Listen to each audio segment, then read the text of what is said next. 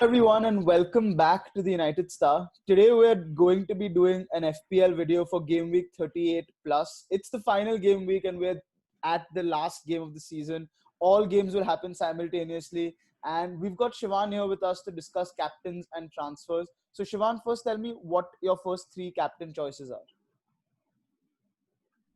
Okay, so firstly, I think the main captaincy choices would be from the City Norwich game because City are the best attacking team in the league and Norwich are probably the worst defensive team in the league, and they're going down. And City will probably want to do well and have a good farewell fixture for David Silva. So I think David Silva is a great captaincy option, and even Raheem Sterling, he got two goals and an assist against Watford, and he came off at 60 minutes. So you think he'll play against Norwich? De Bruyne, I'm not sure if De Bruyne will start, but he wants that assist record of 20 assists, equaling Henry's record.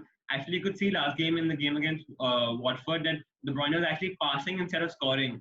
So maybe he wants that assist. So maybe he's not the best option. So I think Sterling or David Silva are the best options from the City game. Other good options are Aubameyang. Aubameyang is 3 goals behind Jamie Vardy for the Golden Boot. You never know. He can score a hat trick to get the Golden Boot, and that would be a great option because they have Watford at home, and Arsenal would be quite terrible against Aston Villa. So maybe they want to reverse that before and get good momentum for the FA Cup. So Aubameyang is a good option. And lastly, the third best option I think this week is Kane.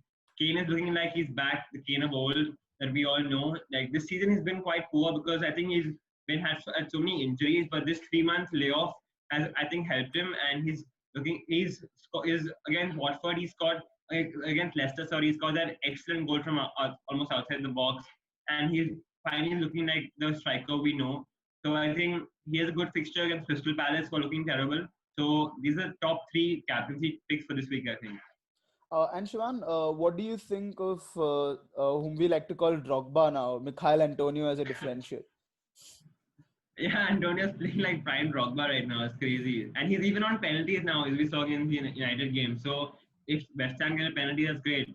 Mikhail Antonio has been outstanding, I feel. He has the highest expected goals from anyone since the restart, which is like 8 expected goals. That's crazy. So that means he's getting shots in the box, he's getting chances, and that means he will score. And they have a good fixture against Aston Villa.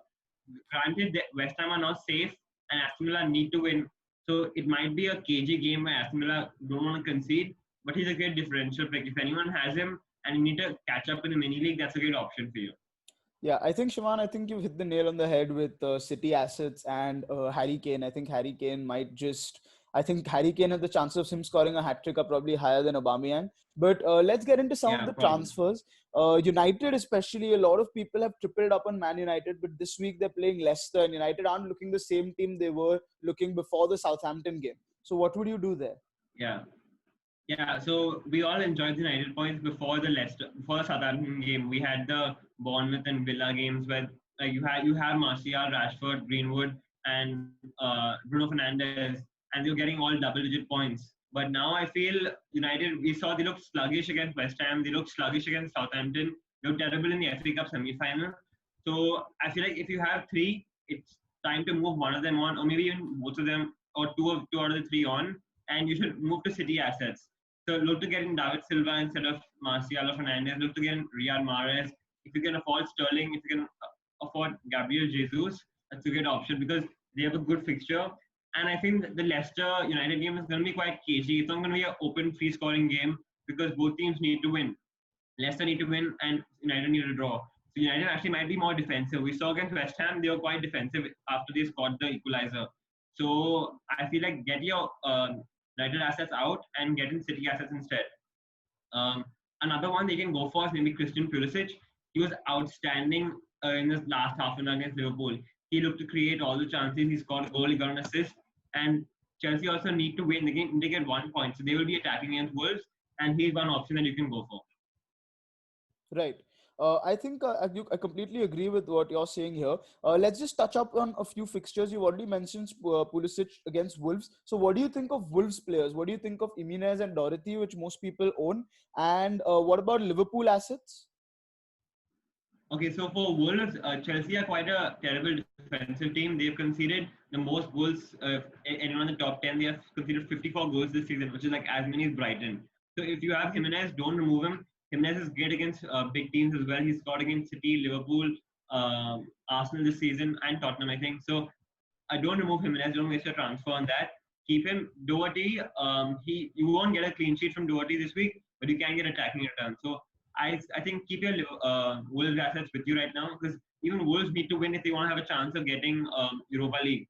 If they want that fifth position, so it's a big game for them as well. Liverpool assets, it depends who you're going for. I think they can still go big against Newcastle away. Newcastle are the worst defensive team since the restart, and they don't have any central defenders. All of them are injured.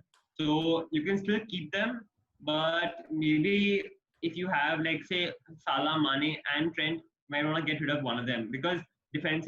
I don't think Liverpool will keep a clean sheet, because they're actually quite bad defensively since they won the they won the championship. So maybe keep them this week, but don't look to captain them right now, because you never know what Liverpool will turn up. Right. I think with Arsenal, you've already said that the best bet is obviously to get Aubameyang in. And if you're looking for Yeah, sort of a cheaper option, you can try for someone like Saka. For Spurs, of course, the option is Harry Kane, or you can go with Heung-min Son. I think both of Son. them are very good options to have against Crystal Palace. There are two games I want to touch up on is Bournemouth versus Everton. Because there are two things here that Everton also are a decent squad, but Bournemouth are fighting relegation. So would you bring anyone from these fixtures? So right now, in the last phase of the week, you have to take a punt. So you see, Bournemouth need 3 points to avoid relegation and to stay up in Premier League. And Everton are they aren't looking at Everton right now. They are looking average right now. They lost quite a few games since the restart. So you can actually take a punt and maybe get someone like Callum Wilson, get someone like Junior Stanislas, because you never. We saw how good Bournemouth looked against Spurs. They really went for it against Southampton. They should have had a draw, but that got disallowed. So Bournemouth they're not a great team, but see, in this last week when you're avoiding relegation, anything can happen. You saw Aston Villa beat Arsenal this week, so maybe take a punt on someone like Wilson or King or Stanislas if you want to catch up in your mini leagues. You can get Calvert-Lewin and Richarlison as well, but I don't think they're gonna. I don't think Bournemouth are gonna be so open that they'll concede many chances. Yeah, right. I absolutely agree.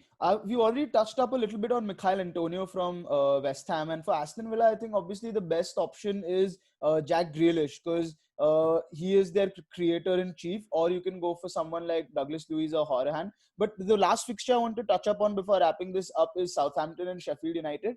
There are two sides to this. One is whether do you get Danny Ings in if you don't have him, or do you get a Sheffield player in, because even they have a outside chance of getting into the Europe places. I think you definitely get Danny Ings in if you can afford him and if you have no other transfers to make. Danny Ings needs 2 goals to equal Jamie Vardy's golden boot, 23 goals. And he's on penalties now. He missed a penalty against Bournemouth, but if they get a penalty, he will take it. And he's looking great right now. And if he gets a goal, the best thing about Danny Ings is he gets 3 bonus points instantly. So he's great on the BPS as well. So get Danny Ings in. For Sheffield United, I don't think they have many options attacking wise. And defensively, I don't think they'll keep a clean sheet with Southampton looking so good since the restart. So don't get any Sheffield United defenders in this week, I feel. And one more team I want to say is, if you don't have a Burnley defender and you want to get a Burnley defender in, get them in this week, because Nick Pope wants that golden glove and the entire team wants that golden glove for Nick Pope. And maybe get someone like Bardsley or Peters or even Pope himself, because if you're better on one team to keep a clean sheet, I think it'd be Burnley. Right. I think thanks Shivaan for catching us up. It's game week 38. It's the last leg, and anything goes on this day, and so much is at stake that you can really Yeah. jump in FPL places or fall off. So thanks Shivaan. I think your captain choices are solid. You've heard his transfer picks. So let us know what y'all think. Subscribe to the channel and like the video. We'll be back with some more FPL videos for game week 38. Thank you.